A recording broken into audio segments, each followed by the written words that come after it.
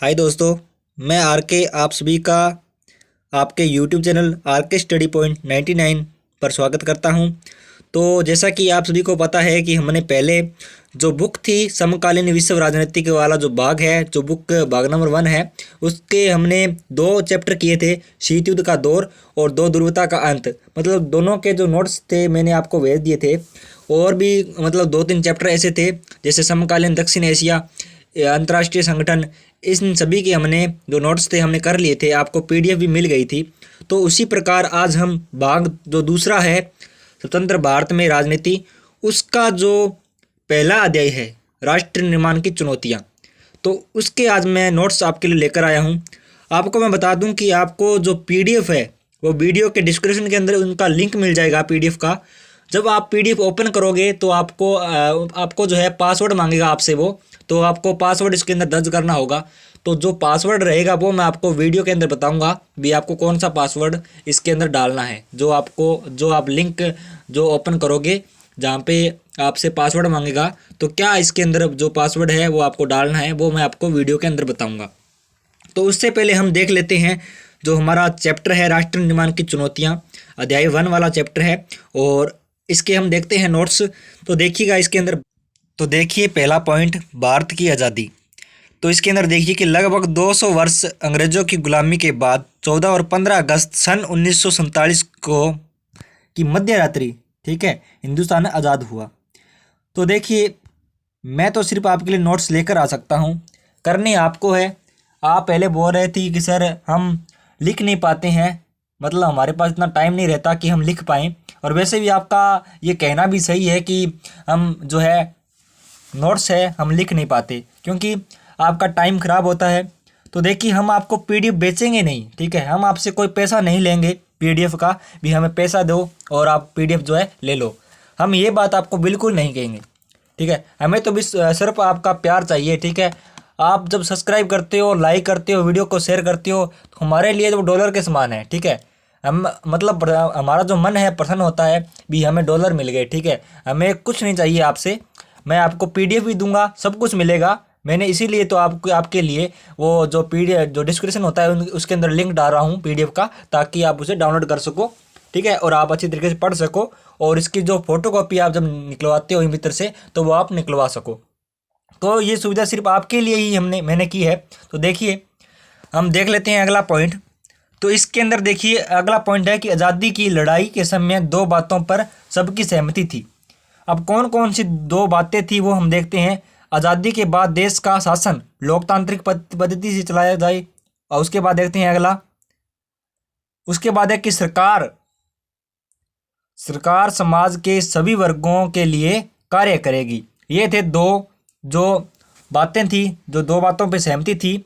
आज़ादी के बाद, आज़ादी की लड़ाई के समय जो 2 बातें थी जिसके ऊपर सभी की सहमति थी, तो ये 2 बातें हैं वो, ठीक है। उसके बाद देखिए अगला जो पॉइंट है अपना, आज़ाद भारत की नए राष्ट्र की चुनौतियाँ।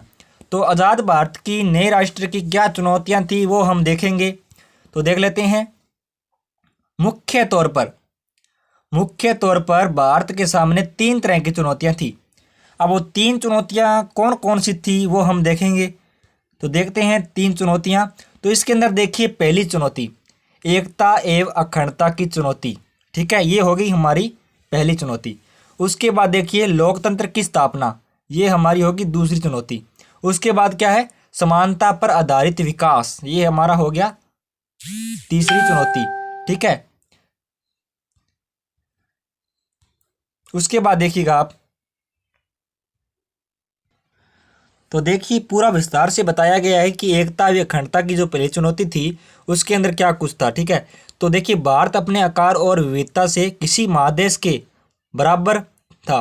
तो देखिए विभिन्न भाषा, संस्कृति और धर्मों के अनुयायी रहते थे, इन सभी को एकजुट करने की चुनौती थी, ठीक है।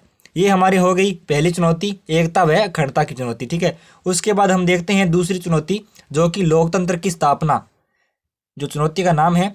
हम इसके बारे में देखते हैं कि भारत में संसदीय शासन पर आधारित प्रतिनिधित्व मूलक लोकतंत्र को अपनाया है और भारतीय संविधान में प्रत्येक नागरिक को मौलिक अधिकार तथा मतदान का अधिकार दिया गया है। अब आप ये सोच रहे हैं कि हमें तो पीडीएफ चाहिए तो मैं क्यों बोल रहा हूँ। तो देखिए जब आप सुनते हो तो आपका जो है रिपीट होता है, ठीक है। तो रिपीट होता है तो आपके याद होता है। जब आप किसी चीज़ को बार बार सुनते हो तो वो आपको याद हो जाता है। तो इसीलिए मैंने क्या है, जो मेन बातें हैं वो आपको मैं बोलकर बता रहा हूँ। तो आगे देखते हैं तीसरी चुनौती। हमारी तीसरी चुनौती देखिए, समानता पर आधारित विकास, ठीक है। ये होगी तीसरी चुनौती। तो इसके बारे में हम पढ़ते हैं। ऐसा विकास जिससे संपूर्ण समाज की कल्याण हो, न किसी एक वर्ग का अर्थात सभी के साथ समानता का व्यवहार किया जाए और सामाजिक रूप से वंचित वर्गों तथा धार्मिक अल्पसंख्यक समुदायों को विशेष सुरक्षा दी जाए। उसके बाद देखिएगा आप, हमारा आ गया चौथा पॉइंट, द्विराष्ट्रीय सिद्धांत।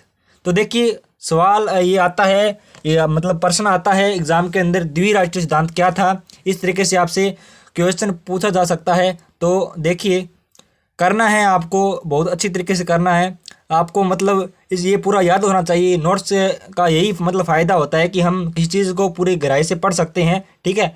आप जैसे किताब नहीं पढ़ते तो आप किसका इस्तेमाल करते हो, नोट्स का इस्तेमाल करते हो। तो आपके मतलब अच्छी तरीके से याद होता है नोट्स के ज़रिए। तो आपको ये ज़रूर पढ़ना है द्विराष्ट्रीय सिद्धांत, बहुत अच्छी तरीके पूरे गहराई से समझना है इस चीज़ को। तो देखिएगा, इस सिद्धांत के अनुसार भारत किसी एक कौम का नहीं बल्कि हिंदू और मुसलमान नाम की दो कौमों का देश था। मतलब भारत एक कौम का नहीं था, दो कौमों का था। कौन कौन सी? हिंदू और मुसलमान। और इसी कारण मुस्लिम लोग ने मुसलमानों के लिए एक अलग देश यानी पाकिस्तान की मांग की। मतलब दोनों जो है, दोनों कौम एक देश के अंदर नहीं रहना चाहती थी और उन्होंने मांग की किस देश की? पाकिस्तान की, ठीक है। तो पाकिस्तान के अंदर अलग देश की मांग की थी, मतलब पाकिस्तान, ठीक है। तो इसी अनुसार हम आगे देखते हैं, भारत का विभाजन। यहाँ पे एक वर्ड की त्रुटि हो गई है, जो आपने तो बिल्कुल सही पढ़ा होगा। तो देखिए यहाँ पे लोग नहीं है, लीग है, ठीक है। मतलब मुस्लिम लीग, ठीक है। तो देखिए यहाँ पे ये मुस्लिम लीग ने मुसलमानों के लिए एक अलग देश यानी पाकिस्तान की मांग की। ये मैंने आपको बता ही दिया। उसके बाद देखिए भारत का विभाजन। भारत का विभाजन, इसका जो क्वेश्चन है शायद अपने अर्धवार्षिक के अंदर आया था। तो देखिए मुसलमान लीग ने द्विराष्ट्रीय सिद्धांत को अपनाने के लिए तर्क दिया कि भारत एक कौम का नहीं अपितु हिंदू और मुसलमान नाम की दो कौमों का देश है, ठीक है। और इसी कारण मुसलमान लीग ने मुसलमानों के लिए एक अलग देश यानी पाकिस्तान की मांग की, ठीक है। ये आपको याद होना चाहिए अच्छी तरीके से, भारत का विभाजन, ठीक है। तो देखिए भारत के विभाजन का आधार धार्मिक बहुसंख्या को बनाया गया है। मुसलमानों की जनसंख्या के आधार पर पाकिस्तान में दो इलाके शामिल हो गए, पश्चिम पाकिस्तान और पूर्वी पाकिस्तान, और इनके मध्य में भारतीय भूभाग का बड़ा विस्तार रहेगा। उसके बाद देखिए मुस्लिम बहुल प्रत्येक इलाका पाकिस्तान में जाने को राजी नहीं था।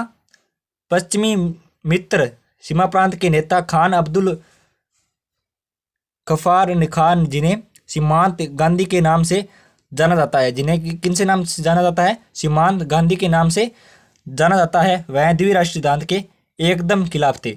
कौन खिलाफ थे? सीमांत गांधी, ठीक है, ये इनके खिलाफ थे। उसके बाद देखिए भारत का विभाजन केवल धर्म के आधार पर हुआ था, इसलिए दोनों, ये आप इसके अंदर लिख सकते हो, जब भारत का विभाजन वाला कोई क्वेश्चन आ जाए कि भारत का विभाजन केवल धर्म के आधार पर हुआ था, इसलिए दोनों ओर के अल्पसंख्यक वर्ग बड़े असमंजस में थे कि उनका क्या होगा, वह कल से पाकिस्तान के नागरिक होंगे या भारत के, ठीक है। विभाजन की आई मुख्य समस्या, विभाजन में क्या क्या समस्या आई, ठीक है। क्वेश्चन बन सकता है भारत की विभाजन की कौन कौन सी समस्या थी, मुख्य समस्याओं का वर्णन कीजिए। तो इस प्रकार से आपसे कोई प्रश्न जो है पूछा जा सकता है बोर्ड एग्जाम के अंदर। भारत विभाजन की योजना में यह नहीं कहा गया कि दोनों भागों के अल्पसंख्यकों का विस्थापन भी होगा। विभाजन से पहले ही दोनों देशों के बांटने वाले इलाकों में हिंदू मुस्लिम दंगे भड़क उठे, ठीक है। पश्चिम पंजाब में रहने वाले गैर अल्पसंख्यक और मुस्लिम लोगों को अपना घर बार जमीन जायदाद छोड़कर अपनी जान बचाने के लिए वहां से पूर्वी पंजाब या भारत आना पड़ा, और इसी प्रकार मुसलमानों को पाकिस्तान जाना पड़ा। विभाजन की प्रक्रिया में भारत की भूमिका ही बंटवारा नहीं हुआ, ठीक है, मतलब भूमि का बंटवारा नहीं हुआ, सॉरी, भूमि का बंटवारा नहीं हुआ, बल्कि भारत की संपदा का भी बंटवारा हुआ। आज़ादी एवं विभाजन के कारण भारत को विरासत के रूप में शरणार्थी के पूर्ण निवास की समस्या मिली, ठीक है। विभाजन के परिणाम, क्या परिणाम रहे विभाजन के? लोगों को मजबूरन अपना घर छोड़कर सीमा पर जाना पड़ा। अब देखिए, बड़े स्तर पर हिंसा का शिकार होना पड़ा। अमृतसर और कोलकाता में सांप्रदायिक दंगे हुए, लोगों को मजबूरन शरणार्थी शिविर में रहना पड़ा, औरतों को अलग किया गया, जबरन शादी करनी पड़ी, धर्म बदलना पड़ा, ठीक है, मतलब महिलाओं को जबरन शादी करनी पड़ी और उनका जो धर्म था उन्हें वो बदलना पड़ा, ठीक है। उसके बाद देखिए 80 लाख लोगों को घर छोड़कर उनके सीमा पर आना पड़ा। 5 से 10 लाख लोगों ने अपनी जान गंवा दी थी। उसके बाद देखिए रजवाड़ों का भारत में विलय, ये अपना पॉइंट है। देखिए, स्वतंत्र प्राप्ति से पहले भारत 2 भागों में बंटा हुआ था। कौन कौन से? ब्रिटिश भारत एवं देसी रियासत। इन देसी रियासतों की संख्या लगभग 565 थी। ये बनता है अपना छोटा क्वेश्चन। देसी रियासतों की संख्या कितनी थी? लगभग 565 थी। ये भी अर्धवार्षिक के अंदर आपके कुछ जिलों के अंदर क्वेश्चन आया हुआ है। रियासतों के शासकों की समझाने में सरदार पटेल गृह मंत्री ने ऐतिहासिक भूमिका निभाई और अधिकतर रजवाड़ों को उन्होंने भारतीय संघ में शामिल होने के लिए राजी किया था। रजवाड़ों के विलय में समस्या। अब देखिए, रजवाड़ों के विलय में समस्या, ये हमारा पॉइंट है। देखते हैं आगे। आज़ादी के तुरंत पहले अंग्रेजों ने कहा कि भारत ब्रिटिश प्रभुत्व से आज़ाद होने जा रहा है। ऐसे में रजवाड़ों की आज़ाद कर दिया जाए और रजवाड़ों अपनी मर्जी से चाहे तो भारत में शामिल हो जाए, चाहे पाकिस्तान में हो जाए, ठीक है, या फिर स्वतंत्र रह सकते हैं, ठीक है। उसके बाद देखिए, ये फैसला राजा को करना था, जनता की इसमें कुछ नहीं चलनी थी, ठीक है, चलती थी, ठीक है। उसके बाद देखिए, ऐसे में देश की एकता और अखंडता को खतरा मंडरा रहा था। अगर रजवाड़े अलग होने की मांग करते हैं तो ना जाने देश के कितने टुकड़े हो जाते। उसके बाद है रजवाड़ों के लिए विलय में पटेल जी की भूमिका। अब देखिए, आपको मुझे पता है इसी तरीके से पूरी वीडियो तो आप देखोगे नहीं, तो मैं सिर्फ आपको पॉइंट बोल रहा हूँ, आप कर लेना। रजवाड़ों के विलय में पटेल जी की भूमिका, ये हो गया अपना। उसके बाद अगला पॉइंट है, देखिए, देसी रियासतों के बारे में अहम बातें। अब कौन कौन सी बातें हैं वो आपको पढ़ना है। हैदराबाद का विलय, ये भी आपको पढ़ना है और आपको लिखना है। आपको लिखने की तो कोई ज़रूरत भी नहीं है क्योंकि PDF मिल जाएगी आपको। मणिपुर रियासत का विलय, ये अपना पॉइंट है। उसके बाद देखिएगा, राज्यों का पुनर्गठन, ये इसके ऊपर भी क्वेश्चन आता है, इसको अच्छी तरीके से समझ लेना। उसके बाद देखिएगा, आंध्र प्रदेश राज्य का विनिर्माण, ठीक है, आंध्र प्रदेश राज्य का निर्माण। उसके बाद देखिए, राज्य पुनर्गठन आयोग, और अपना लास्ट पॉइंट है आयोग की प्रमुख रियासतें। आयोग की प्रमुख सिफारिशें, ठीक है। देखिए, उसके बाद ये अपना है लास्ट है शायद इसका परिणाम, ठीक है, परिणाम इसका रहेगा। जो क्या परिणाम था इसका, इसके बारे में आपको बताया गया है। संघ शासित क्षेत्र जो भारत में राज्य बने, ये थोड़ा वैसे ही आपको बताया गया है, ठीक है। भी कौन कौन से जो है संघ शासित क्षेत्र जो बाद में राज्य बने, कौन कौन से राज्य बने, जैसे मिजोरम हो गया, देखिए मिजोरम, मणिपुर, त्रिपुरा, गोवा आदि, ठीक है।